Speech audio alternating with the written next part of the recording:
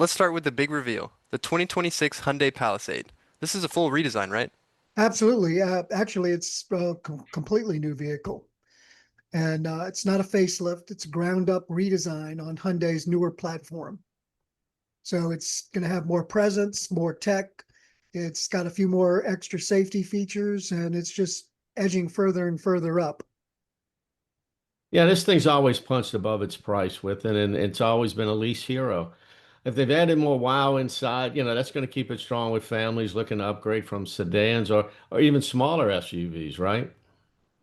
Yep. And the thing is, before 2020, Hyundai and Kia, the sister brand, didn't have a vehicle in this segment. They had vehicles that were almost in this segment.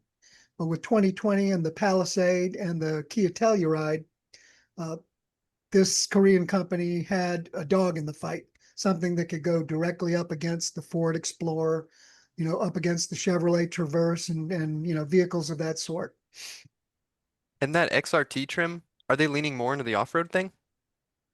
Yep, a little bit more. They've had the XRT trim before, but now it's called the XRT Pro trim.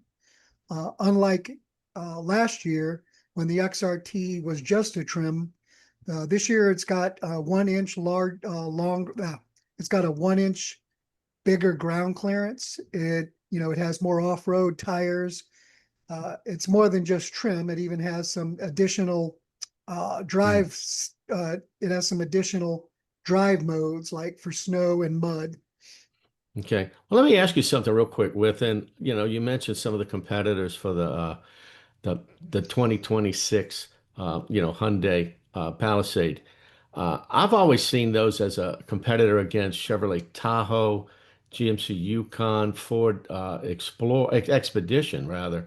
But you're saying it's been more competitive in the other realm. What say you? Well, well, it depends on from which direction you're going. Obviously, unless you count back in I think 2008 with the Kia Barrega, Kia and Hyundai have never had a full frame, full size SUV. And so, as far as the wheelbase, the passenger space, and the engines and the drivetrain and everything, these are more aligned with the Chevrolet Traverse, not so much with the Expedition and the Tahoe and the Yukon, or even the Dodge Durango, because those are full frame vehicles. Well, the Durango's unibody, but it is a rear wheel drive vehicle, and the Telluride and of course this new Palisade, they're based on front wheel drive unibody chassis platforms. Okay. So if you get a No, no, two no. wheel drive, yep. If you get a two-wheel drive Palisade, it's front wheel drive. If you get a two-wheel drive Tahoe It's or rear wheel drive. Expedition, yep, yeah, exactly. And so that Gotcha. that makes for one small difference. And obviously, you can get V8 engines. In fact, V8 engines are standard in the Tahoe and the Yukon, and it's optional in the Durango. There's a twin turbo V6 that takes the place of a V8 in the Ford Expedition, and so that's another difference here. Gotcha. Okay. Thanks for the clarification. Just for me, and I always thought it was a competitor against Tahoe and Yukon.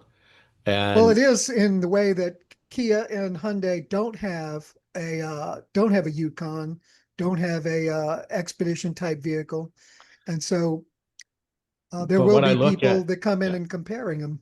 yeah, but what I look at, like you said, you look at the Santa Fe, it looks like a exact duplicate of what you drive with the Ford Flex. And it's like they took Ford's design and just slapped a Hyundai badge on it. And that's to me is the competitor that goes against the Traverse General Motors type lineup. My Buick Enclave's on that same platform. So why don't we talk a little bit about the off-road aesthetic arms race? That's what I'm calling it at least. So Yeah. all of these OEMs, they seem to be slapping on a badge and some chunky tires, real gear looking type deals. What's driving this, Michael?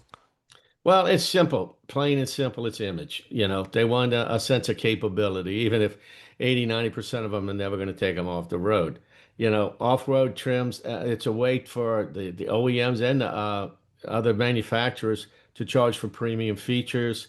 that are more emotional than functional. It's the aesthetics. Instead of just having a plain Jane wrapper on it, it's got the rugged tires, it's got the fender flares and things like that. So it's all about image. Hmm. Yep, So don't say, forget tow hooks in the front bumper and the rear bumper. Exactly, exactly. If you saw the movie Cars, at the end of the movie, you see some of the off-road cartoon characters, going off literally for the first time, and that's what a lot of this aesthetic reminds me of when I see some of these things going down the road.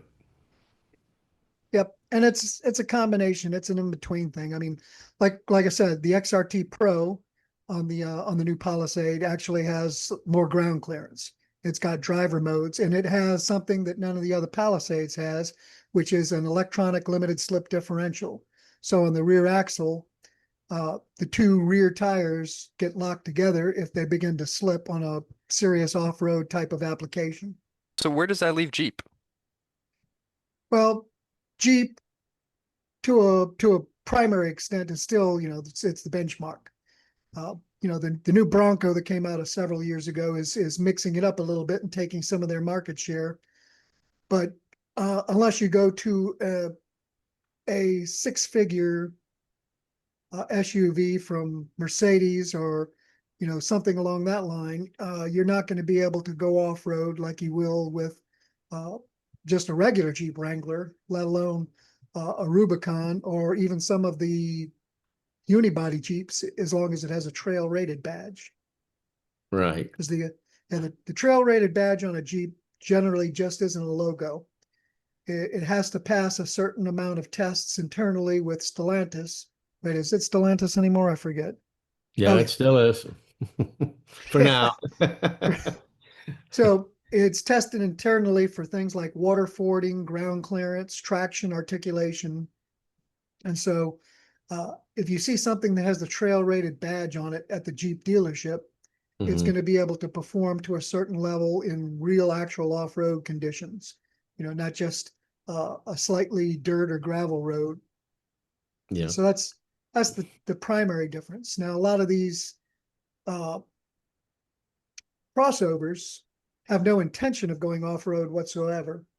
And these new badges like Wilderness from Subaru, Rock Creek from Nissan, are an attempt to show that you could at least take them somewhat off-road. And so they have certain capabilities depending on which Hmm. badge and which manufacturer.